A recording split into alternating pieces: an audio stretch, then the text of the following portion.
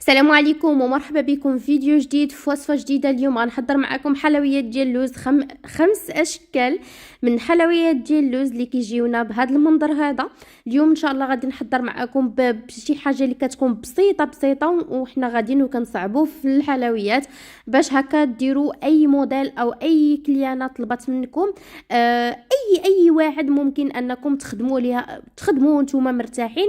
المهم غادي نعطيكم شوفوا هاد المقادير والطريقه، ولا بالنسبه لاي حاجه انا كنخدم كمبتدئه، يعني واخا انا يعني هادشي زعما كنخدموا دائما، وانما عطيتكم الطريقه ديال المبتدئات وكيف ما تعلمت انا، كيف ما علمت راسي، كيف ما كنقولوا غادي نبقى هكاك. المهم انتم شفتوا غادي نحضروا العجينه. ما تنساوش تلايكوا الفيديو باش نزيدكم الحلويات اخرى. عندي هذه طلبيه من 4 كيلو، عندي هنايا 750 غرام ديال الدقيق، عندنا 2 معالق كبار ديال السكر كلاصي، عندي هنا واحد الصفر ديال البيضه، وعندي هنايا 2 معالق كبار ديال الزيت، عندي هنا واحد الساشي ديال الزهر، زهرة البرتقال ديال ايديال. ومن بعد هنايا غادي نوضعوا تقريبا 125 غرام ديال الزبده اللي غادي نضيفوها بهذا الشكل هذا. وغادي نحاول انني نرمل دابا مع البرد البنات شويه الزبده ديالكم غتولي تحبب ليكم، وغادي نديروا ليها الحكاكه هكا باش كنضمنوا ان داك الحبيبات ديال الزبده ما غاديش يبقاو لنا. ومن الاحسن انكم ما تذوبوهاش، حكوها نيشان باش هكا ما تعذبكمش. انا شويه كانت عذبتني لانه البرد بزاف وهي دايبه راه دغيا كتجمد راكم عارفين، وزبده المارغرين. غادي نحاول انني بهذا الشكل هذا ندوزها في الحكاكه بسرعه، يعني ماشي شي حاجه يعني لي صعيبه وشي هذا. المهم انا قلت لكم البنات بالنسبه للحلوه د اللوز راه هي الطريقه، ما كاينش شي طريقه اخرى من غير هاد الحلويات د اللوز وهاد العجينه هادي والطريقه وكل شيء. المهم انا كنقول لكم دائما راه كنعطيكم قسما بالله لا حتى حاجه عمرني بخلت عليكم بشي حاجه ولا غير بشي سير زعما، ولا ما كاينش اي حاجه كنقولها. حتى داك الا خسرات ليك الا ما ديريش هكا تخسر لك هكا كنقولها. غير البنات شجعوني بالتعليقات ديالكم، الله يعطيكم الستر والتفاعل ديالكم باش كنزيد نعطيكم بزاف. من بعد هنا غادي ندير كاس ديال المزهر غنجمع به، والما تبقى غادي نجمع بالماء البارد. كيف ما شفتوا العجينه كتكون قاصحه فشني قاصحه وكندخلوها للثلاجه حتى كتبرد لنا مزيان. هنايا غنبداو بالشكل الاول. هنا العقده ديال اللوز كيف ما لاحظتوا عندي هنايا كما عندي 2 كيلو ديال اللوز، كل كيلو كنطحنوا مع نص كيلو د سنيده راكم عارفين، شويه د المسكه الحره وشويه ديال القرفه الا بغيتو تنسموها. المهم انا كنقول 1 2 3 وكنبقى نحسب شنو غندير انا نكهه. هنا فضلت ندير نكهه الحامض. عندي هنا تقريبا 600 غرام ديال العقده ديال اللوز اللي كتكون مخدومه مصايبه مقاده، اللي كنزيد على الروح ديال الحامض، كنزيد على صفر ديال البيضه، وغنزيد عليها نص معلقه الخماره.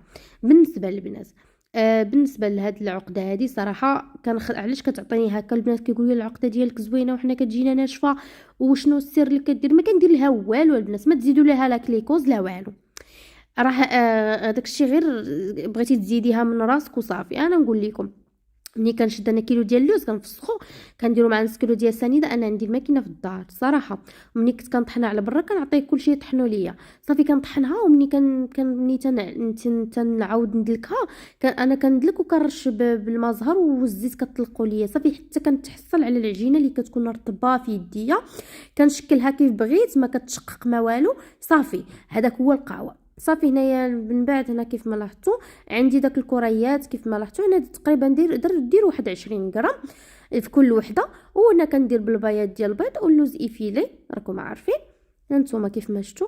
المهم البنات اللي ما كتزعمش على حلوه اللوز ديرها. انا عطيتك هادو ساهلين، واش كاين شي اشكال من غير هادو؟ راه اسهل ما يكون. فعاده ندوز لكم لهداك شويه اللي كيبغيو الناس يخدموا بريستيج ويعطيكم الاخر صافي. من بعد انا كنبقى ندير بياض البيض وكندير داك اللوز ايفيلا بحال كتقول علينا، كنحاولوا اننا نعمروا يدينا هكا باش كتلتصق لينا صافي. كنجيبوا هاد السوغيز هذا وكنديرها من الفوق. المهم هاد الحلوه هذه راه درتها وعاودت درتها يعني الناس.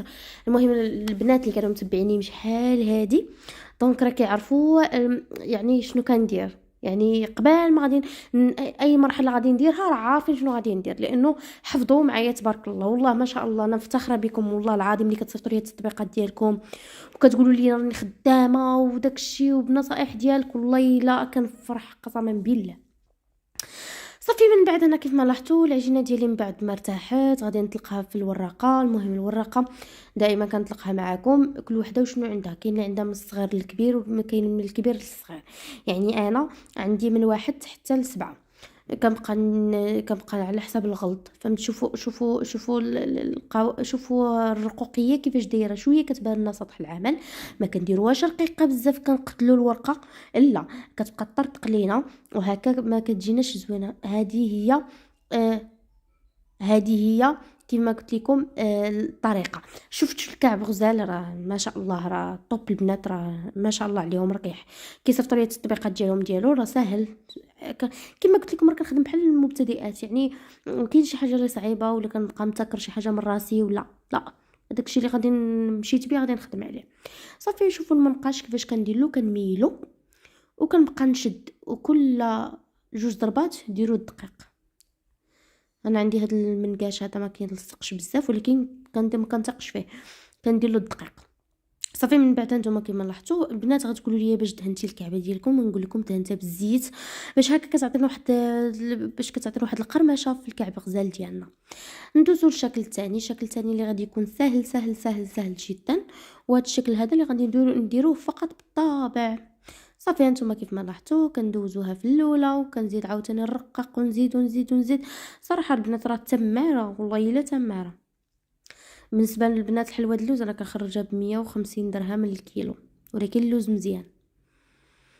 صافي هانتوما كيف ما لاحظتوا من بعد انا غادي نبقى نحاول انني نشد كل وحده نلبسها، وكنلبسوها ما كنرققوهاش. الا درنا بالطبع راه كتفرق علينا، كونوا على بال. صافي غادي نديرو على هذا القياس هذا، غادي نحاول انني نكورها ونحطها. نعاود لكم واحده اخرى باش تشوفوا يعني فاش واخا كنجبدوا الحلوى اللي عندنا ما كنجبدوهاش وكتقطع، لا. شوف هنايا قطعتها صغيره شويه ولكن ماشي مشكل، يعني كوريتها. صافي نتوما كيف ما لاحظتوا الطابع ديالنا كيكون على شكل ورده بهذا الشكل هذا، وكنبقاو نديروه بهذا الشكل هذا. المهم بالنسبه للطابع نصوروا لكم في انستغرام باش تبقى لكم التصويره ديالو الا بغيتوه. واي طابع ممكن ديروه شهده، ممكن ديروا اي حاجه. بالنسبه للغرام كتسولوا على الغرام، دابا كتقولوا علاش ما قالتش الغرام غادي ديروا 18 غرام حتى 20 غرام في الحبه. صافي هانتوما الكعب غزيال ديالنا درناه. هاد الحلوه هذه حتى هي كنخليوها تنشف، كنغطيو عليها بشي منديل. انا صراحه ما كنغطيش عليها، ولنا ما راكم عارفين كتخاف غير شي حشره ولا شي حاجه ربما كتكون شر محلوله وعلم غطيو عليها. صافي غادي نزيدو البنات نديرو الشكل الثالث. درنا 1 2 3 4، هذا هو الرابع ياكم ولا انا غلطه؟ عارف كتبوا لي في الكومونتير اين شكل وصلنا له. صافي من بعد نتوما كيف ما لاحظتوا غادي نحاول انا نطلق عاوتاني بنفس الطريقه. هنا غادي نديرو كورني وباقي لنا واحد اخر. هنا غادي نديرو الكورني اللي ما شاء الله كلشي ضبطو. بالنسبه للبنات اللي كيتعلموا او اللي باغيين تشوفوه ماشي ضروري ان تخدموا هادشي بلي كوموند الناس ولا شي حاجه، خدمي غير لدارك واخا المهم لدارك، ولكن خصو يكون عندك شويه ديال الماتيريال. ما كنقولش لك بزاف وانما شويه. المهم راكم شفتوني باش كنخدم داكشي بسيط والحمد لله. صافي هنا كيف ما لاحظتوا غادي نحاول انني كل كره فيها 20 غرام، كل كره فيها 20 غرام. كنحاول انني نرجعها على شكل كورني، غير بالاطراف بالكف ديالكم مره. صافي راه كترجع لكم على شكل كورني بهذا الشكل هذا. صافي هانتوما كيف ما لاحظتوا المهم هذا الشكل غنوريته لكم. من بعد هانتوما كيف ما لاحظتوا كيفاش كنديروا بحال كنقمطوا شي وليد صغيور، يعني كنديروا له بحال هكا. صافي كنحاولوا اننا صافي عرفتي اسهل حلويات اللوز كيف ما قلت لكم هما هادو. صافي هانتوما كيف ما شفتوا غادي نحاول انني كنبقى ندير بحال هكا وكنبقى نلوي. انا راه باقي ما ساليتهمش، راه باقي غنعاود ليهم انا، هانتوما تلاحظوا معايا. صافي كيف ما شفتوا نحاول نقاد. راه هنايا بلا ما تدهنوهم بلا حتى شي حاجه راه كيلصقوا، يعني ما كيطرطقوا ما والو. صافي نتوما كيف ما لاحظتوا غادي نحاول انا نبقى ندير لهم بحال هكا. كنثبت داك العجينه بحال كنطول الكورني كنطولو شتو هانتوما. نعاود لكم.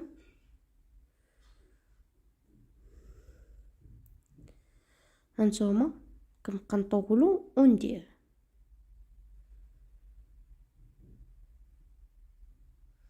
المهم حتى غادي نسالي هاد الكميه كامله، ومن بعد حتى هو غادي ننقشو بطبيعه الحال باش كيجينا زويون. بالنسبه للعقده هنايا في هاد الحلويات هادو اللي كيكونوا ما نحتاجوش نكهوهم بزاف باش هكا ما تعطيناش واحد المذاق اللي ما كيكونش هذا. خلينا الحلوه ديال اللوز يعني بلديه كيف ما شفتوا. صافي من بعد غادي نحاول اني نبقى نقش بهذا الشكل هذا. هنا كيف ما شفتوا غادي نمشي لدابا العكس ديالو، اما ديروا من التحت او ديروا من الفوق. هانتوما كيف ما قلت لكم ممكن ديروا من الفوق او من التحت. هانتوما كان بلا ما تخافوا من المنقاش، فهمتي يعني غير شدوا العجينه وشدوا شتي. شوفوا البنات منين ما نديروش في الطحين وهذا كيبقى عكس اننا فاش كنديروا. صافي غنبقى هكا كيف ما قلت لكم مستمره. من بعد غادي نزيدوا الشكل الاخير هو اللي كنضيفوا فيه هاد اللوز كيف ما شفتوا. صافي غادي نحاول انني نطلقو. صافي من بعد ما كندير له بحال هذا الشكل هذا كنحاول كما قلت لكم نطلقو. من بعد غادي نطبعو. ما كنديروش غليظ بزاف هكا باش ما يجيناش خايب، وما كنديروش رقيق بزاف هكا باش ما يجيناش. صافي غادي نحاول انني درت غير الصغير فيهم هو اللي درتو. شوفوا السمك ديالو ما كيكونش غليظ وما كيكونش رقيق. صافي من بعد كيف ما لاحظتوا غادي نبقى ندير بهذا الشكل هذا.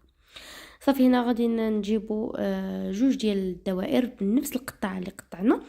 كنديروا هنا شويه ديال البياض ديال البيض وكنحاولوا اننا نديرو باش يلصق لنا بهذا الشكل هذا، ونعاودوا من التحت عاوتاني باش يلصق لنا.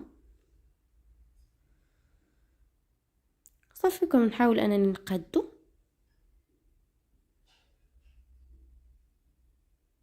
وكنبقى نقش بهذا الشكل هذا.